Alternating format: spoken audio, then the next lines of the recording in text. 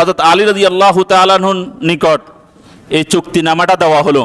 হযরত আলী রাদিয়াল্লাহু তাআলা আনহু এই চুক্তিনামার এখন স্বাক্ষর হবে, সই হবে। এখন সেখানের মধ্যে লিখছে, হাযা মা সালাহা আলাইহি মুহাম্মাদুর রাসূলুল্লাহ সাল্লাল্লাহু আলাইহি ওয়াসাল্লাম, অর্থাৎ রাসূল করিম সাল্লাল্লাহু আলাইহি ওয়াসাল্লাম এবং মক্কার কুরাইশ কাফেরদের মাঝে চুক্তিনামা, সন্ধিনামা। এই কথাটা যখন লিখছে, কাফের মুশরিকরা বলল, তাহলে আমরা এই চুক্তি মানি না। আল্লাহর হাবিব এবং হযরত আলী রাদিয়াল্লাহু তাআলা বলতেছেন, মানিটা কি? তোমরা এতক্ষণ বলছো তোমাদের যা কথা আছে সমস্ত কথাই মানলাম, তোমাদের পক্ষের সমস্ত চুক্তি কথাগুলা তাও গুলা লিখলাম, এখন আবার তোমরা চুক্তি মানবে না, কারণটা কি? তারা বলতেছে, কারণ হলো একটা, তোমাদের সাথে আমাদের সাথে যে জিনিসটা নিয়ে দ্বন্দ্ব, সেটা হলো মুহাম্মাদুর রাসূলুল্লাহ সাল্লাল্লাহু আলাইহি ওয়াসাল্লাম, অর্থাৎ রাসূলুল্লাহ সাল্লাল্লাহু আলাইহি ওয়াসাল্লাম, এটা নিয়ে আর আমাদের মাঝে তোমাদের মাঝে দ্বন্দ্ব। যার কারণে রাসূলুল্লাহ যদি শব্দটা লেখা হয় এই চুক্তিপত্রের ভিতরে, তাহলে এই চুক্তি আমরা মানি না, আমরা এই চুক্তি মানি না। দেখেন কোথায় গিয়ে তারা টার্গেট করছে। তারা শুরু থেকে রাসূলুল্লাহ মানবে না, মুহাম্মদ মানবে, কিন্তু রাসূলুল্লাহ মানবে না। এই জন্য চুক্তি নামার ভিতরে আলী রাদিয়াল্লাহু তাআলা যখন এই কথাটা লিখছেন, হাযা মা সালাহা আলাইহি মুহাম্মাদুর রাসূলুল্লাহ সাল্লাল্লাহু আলাইহি ওয়াসাল্লাম, এই রাসূলুল্লাহ এই শব্দটা তারা মানবে না, যার কারণে তারা ওই চুক্তি নামার মধ্যে সই করবে না। তোমাদের সাথে আমাদের সাথে দ্বন্দ্ব হলো রাসূলুল্লাহ নিয়ে, অন্য কোনো কিছু নিয়ে না।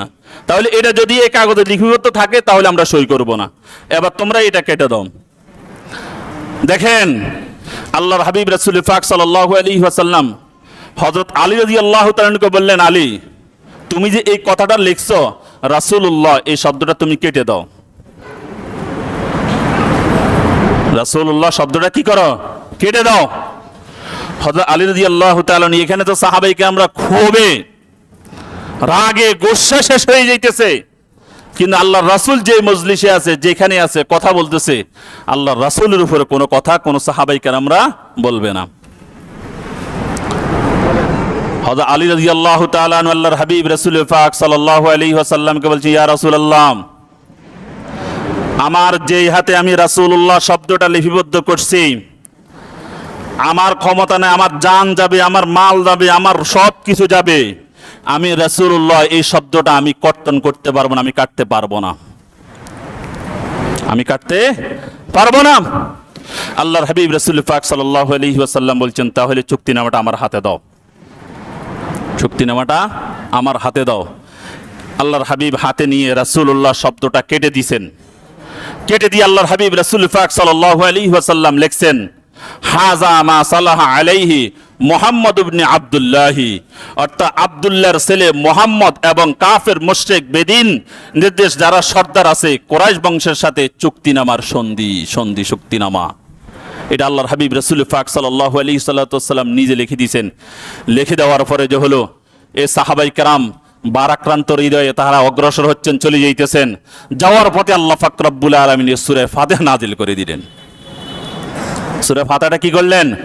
নাজিল করে দিলেন, ইন্না ফাতাহনা লাকা ফাতাহাম মুবিনা লিয়াগফিরা লাকাল্লাহু মা তাকদ্দামা মিন যামবিকা ওয়া মা তাআখার ওয়া ইউতিম্মা নি'মাতাহু আলাইকা ওয়া ইয়াহদিয়াকা সিরাতাম মুস্তাকিমা ওয়া ইয়ানসুরাকাল্লাহু নাসরান আজিজা।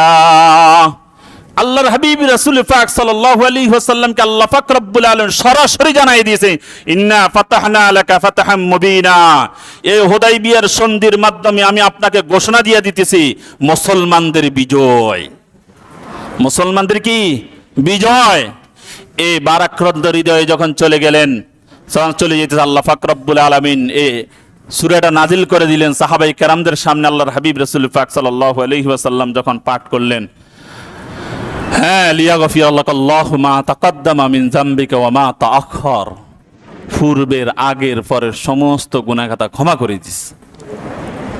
লাকাদ রাদিয়াল্লাহু আনিল মুমিনিনা ইয ইবাইউনাকা মিন তাহতিশ শাজারা।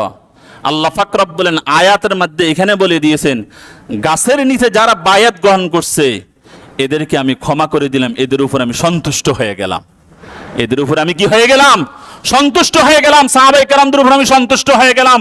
তাদের অন্তরের কথা, অন্তরের যত কিছু আছে সমস্ত কিছু আমি জানি। আমি কি জানি?